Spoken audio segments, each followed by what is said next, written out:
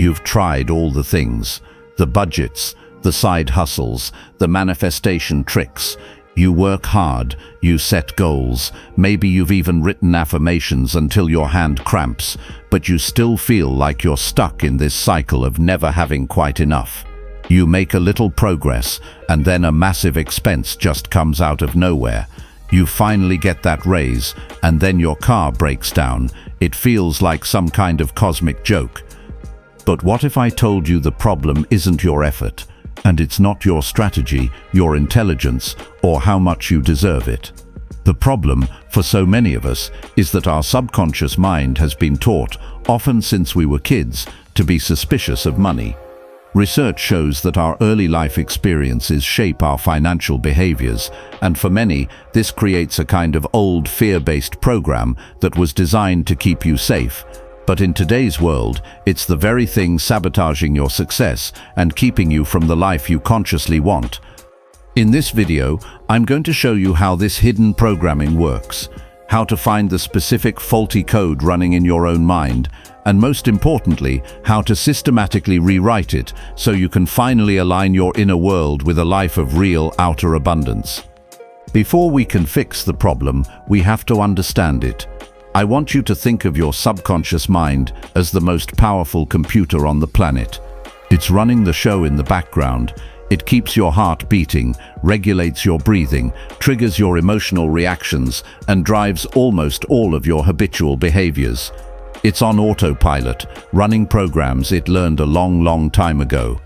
Now imagine that computer is still running on software installed when you were 5, 6, or 7 years old.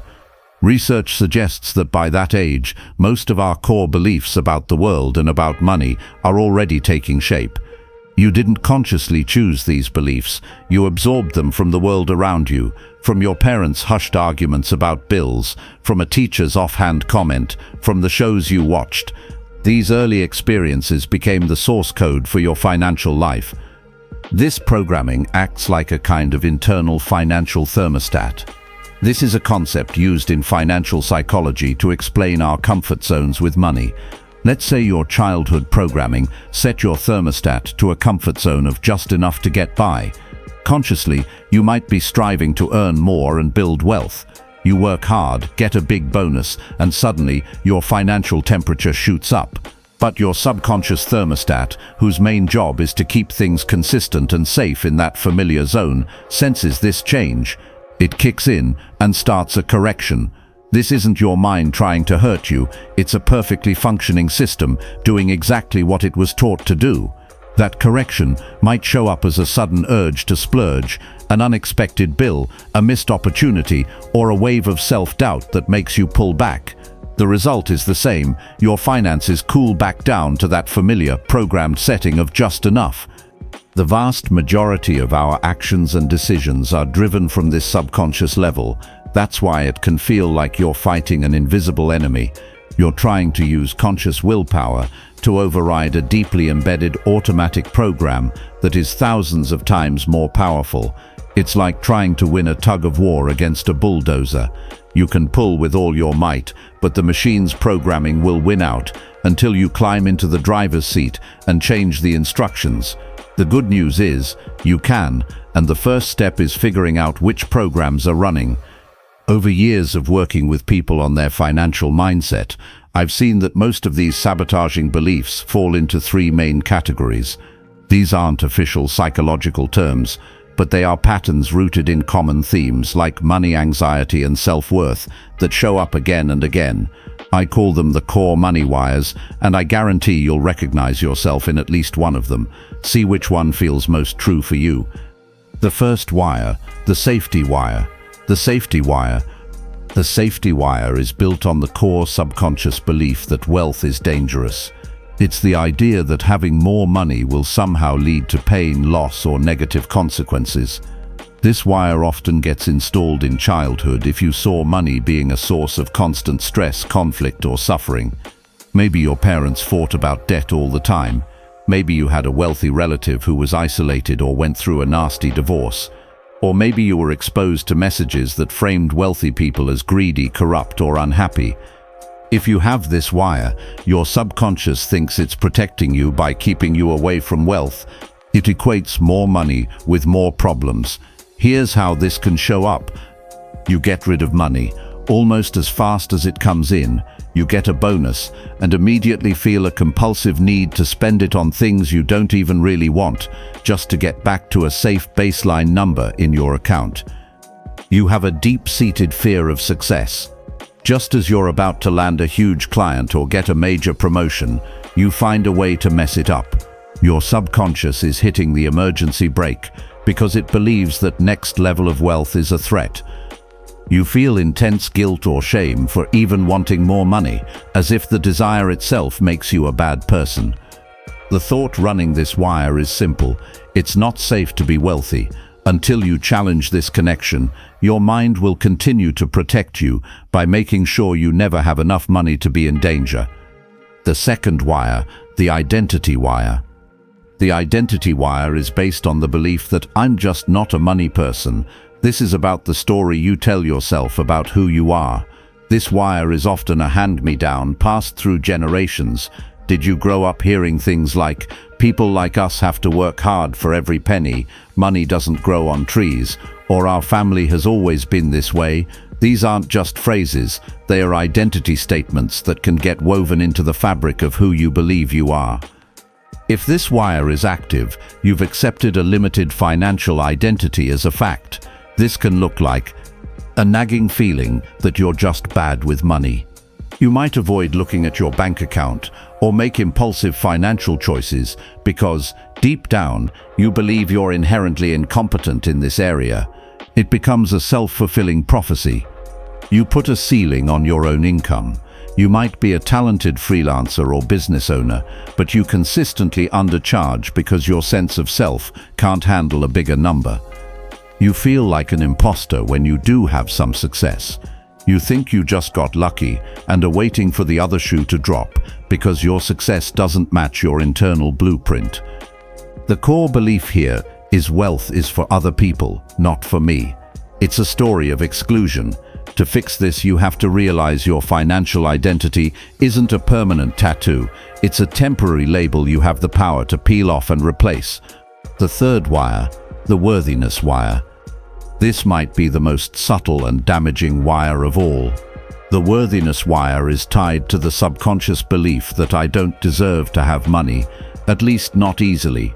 This isn't about safety or identity, it's about whether you've fundamentally earned the right to receive abundance. People with this wire often link their self-worth directly to how much they struggle and produce. This wire often forms in environments where love and approval were conditional, or where you were taught that your value only comes from relentless back-breaking effort.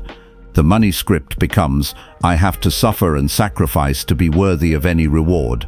How this shows up: you believe that money has to be hard-earned. You might turn down easy opportunities or feel deeply suspicious of passive income because it doesn't involve enough struggle. If it comes too easily, your subconscious says you haven't paid the price, so you don't deserve it. You block yourself from receiving. If someone offers you a gift or a free dinner, your first instinct is to refuse. You feel uncomfortable getting something without immediately giving back something of equal or greater value. You feel like a fraud when you aren't constantly working. You can't relax and enjoy what you have because your subconscious screams that if you aren't producing, you're worthless and don't deserve it. The core belief is, my worth is tied to my struggle. This wire chains your financial future directly to your capacity for suffering. Okay, take a deep breath. I know that recognizing these patterns can be intense, but awareness is the first, most critical step to freedom. You're starting to see the invisible wall. Now, if you want to go deeper with this, I've created a free subconscious rewiring workbook that walks you through identifying these wires with specific journal prompts and exercises. You can grab it at the link in the description below. It's a great companion to what we're about to do next. Now that you know what you're up against, let's get to the good part, how we fix it. This isn't about just thinking positive. This is a strategic process of rewriting the old programming. Thanks to something called neuroplasticity, our brains are literally built to change. They can and do rewire themselves based on our focus and actions. This is a three-step process I call uncover, rewrite, and prove. Step 1. Uncover and acknowledge. The detective. You can't change a belief you don't know you have. The first step is to bring these hidden programs into the light. We need to become detectives of our own minds. Grab a notebook and let's do this right now. Don't overthink it. The goal is to bypass your logical mind and get an answer straight from your subconscious. I'll give you a few sentence prompts, and I want you to write down the very first thought or feeling that pops into your head. That first flash is your intuition speaking. Ready? Prompt 1. Money is, what's the first word? Freedom? Stress? Evil? Scarce? Prompt 2. Rich people are greedy, smart, lucky, corrupt, generous. Prompt 3. If I had $1 million, the worst thing that could happen is my family would ask for it, I'd lose it all, people would treat me differently. Prompt 4. To earn a lot of money, I have to sacrifice my health, work 80 hours a week, get lucky, be someone I'm not. Prompt 5. My parents taught me that money is hard to get, isn't to be talked about, causes fights. Take a moment and look at your answers. This is the raw material of your programming. Don't judge it, just acknowledge it. For example, if you wrote money is stress, just sit with that, see it clearly, acknowledge, okay, a part of me believes money is stress. This act of non-judgmental observation is so powerful, it separates you from the belief. The belief isn't you, it's just a program that's been running, and any program can be updated. Step 2. Rewrite the code. The programmer. Once you've spotted the old faulty code, it's time to intentionally write new code. This is where things like affirmations come in, but we have to do it in a way that works. An affirmation that your subconscious mind thinks is a flat-out lie will be instantly rejected. You can't go from I'm broke and I hate my life to I'm a joyful millionaire overnight. Your internal system will just laugh at that. The key is to create what I call a bridge belief. It's a new thought that feels more empowering, but is still believable to your mind. It bridges the gap between your old reality and where you want to go. Here's how you do it. Look at a limiting belief you just uncovered. Let's say it was, money is hard to come by. Your old belief is money is hard to come by. Your desired belief might be, money flows to me effortlessly. A bridge belief could be, I am open to the possibility of money flowing to me more easily, or I am learning to see opportunities for money everywhere. Here are a few more examples. If your old belief is, rich people are greedy, a bridge belief could be, it is possible to be wealthy and also a good, generous person. If your old belief is, I don't deserve nice things, a bridge belief could be, I am worthy of receiving abundance, just as I am. If your old belief is, I have to work myself to the bone to succeed, a bridge belief could be, I can create success with more ease and joy.